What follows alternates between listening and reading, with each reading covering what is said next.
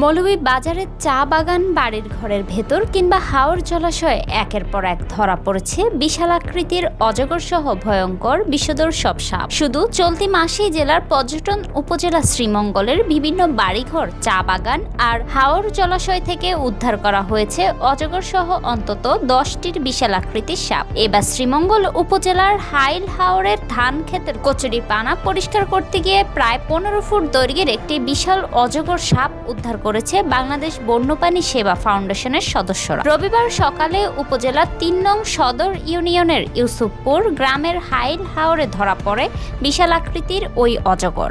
এর আগে সাপটি উদ্ধারের স্থানীয়দের তথ্যে খবর পেয়ে সেখানে দলবল নিয়ে উপস্থিত হন বাংলাদেশ বন্যপ্রাণী সেবা ফাউন্ডেশনের এক পরিচালক স্বপনদেব সজল। এরপর কচুরিপানার ভেতর থেকে টেনে সাপটি উদ্ধার করে নিয়ে আসেন তিনি। পরবর্তীতে উদ্ধারকৃত সাপটি বন বিভাগের কাছে হস্তান্তর করা হয়েছে বলে জানিয়েছেন স্বপনদেব সজল। তিনি জানান, চলতি মাসে লোকালয়ে বেড়ে আসা অন্তত 10টি অজগর উদ্ধার করা হয়েছে। এদিকে ঘন ঘন সাপ ধরা পড়ার বিষয়ে সাধারণ মানুষের মধ্যে বিরাজ করছে আতঙ্ক।